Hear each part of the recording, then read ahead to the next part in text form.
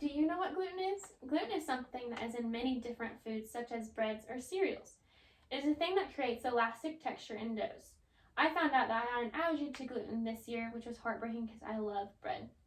I didn't realize what gluten was or what foods had gluten in them. In this speech, I'll be telling you what it means to be gluten-free, what foods have gluten in them, and some alternatives for those foods, and different types of people that go gluten-free. First, I'll be telling you what it means to be gluten-free. To be gluten-free, you have to avoid all foods that contain gluten, obviously. According to Frontiers in Nutrition, wheat gluten has an immense impact on human nutrition as it largely determines the processing properties of wheat flour, and in particular, the ability to make leavened breads, other baked products, pasta, and noodles. Gluten is something that holds things together and acts as a thickening agent.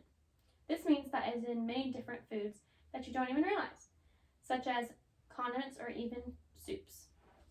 It took a while to get used to not eating like I used to, and finding foods that are gluten-free that I like. Like whenever I'm in a hurry and going to a fast food restaurant, I can't choose anywhere. I have to either go to Taco Bell or Chick-fil-A because they have gluten-free foods. Becoming gluten-free has helped me become more healthier and due to not eating as many processed and unhealthy foods. Some benefits of being gluten-free is that it has improved my health, weight loss, and gave me more energy. Secondly, I'll be telling you everything that has gluten in them and some alternatives I have found. I didn't know this before I went gluten-free, but there are many different types of wheat that all contain gluten. Some types of wheat are durum, einkorn, emmer, kamut, and spelt. To find out if the thing you're eating is gluten-free or not, you have to look on the nutritional facts on the back. You need to look at all the ingredients, and if you see any of the types of wheat that I said above, or if you see says anything about flour, you cannot eat it. If it is gluten-free certified, then it'll have a label on the front that says gluten-free or GF. According to Foods, naturally gluten-free products are corn, rice, potatoes, soybean, millet, buckwheat, tapioca, amarnath, cassava, lentils, beans, sago, sorghum, nuts, as well as meat, fruit, and vegetables. Some foods that have gluten is breads, soups, certain fish, because whenever they clean the fish, they clean it with bread, cookies, baked goods, soy sauce, certain condiments, and many more.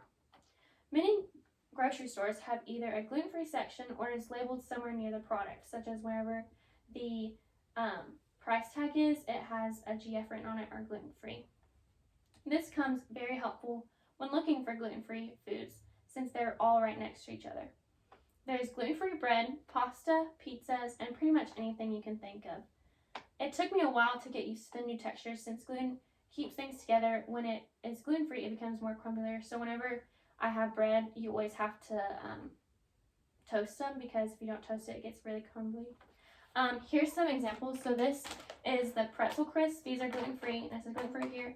And it also has a gluten-free tag right here that says GF. And this has cornstarch and potato starch in it and rice flour. So that's gluten-free. And then here is some pasta that's gluten-free and has this gluten-free certified. And this has corn flour and rice flour in it. And these are really good. It tastes like regular pasta. And then here's some baking flour. Also has a certified. And this is from almond flour and coconut flour. And this is really good because it makes it taste like regular baked goods. Lastly, I'll be telling you the different people that go gluten-free and why. Some people have to go gluten-free, or it is a choice for their healthier lifestyle. There's a disease called celiac disease. According to ScienceDirect.com, celiac disease is an autoimmune disorder resulting from an interaction between dietary, genetic, and immunological factors. This disease is triggered when you eat gluten. It causes immune system activity, which causes damage to the cilia of the small intestine. The cilia in the small intestine is the little, flaily hair-like things in your small intestine. The cilia gets so damaged that it doesn't let you absorb nutrients properly. So my sister has celiac disease, and she has to give herself B12 shots and has to take lots of vitamins, because if you do eat gluten-free foods, then you don't get all the nutrients, and then she also can't absorb it. So it's like a double whammy.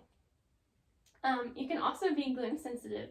This is when gluten doesn't damage your small intestine, but you show all the signs and symptoms relating to celiac disease. There's another reason why people go gluten-free, and it's because they have an autoimmune disorder called gluten ataxia.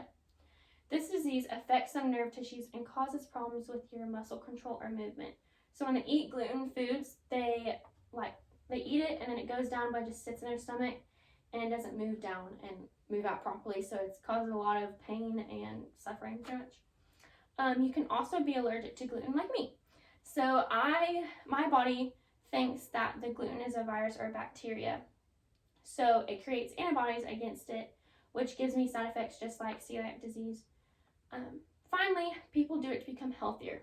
It has been found that it improves gestational health in athletic performers. So runners or soccer players or any type of running sport usually does this because it makes them faster and they lose a lot of weight from it because gluten is pretty much just makes you bloat all the time. So they use this to become skinnier and run faster. In conclusion, I have told you what it really means to become gluten-free, what foods have gluten in them, and some alternatives. And finally, some different types of people that either want to or have to go gluten-free. I hope this speech has informed you about gluten and you learned something new. If you have any questions, you know where to find me.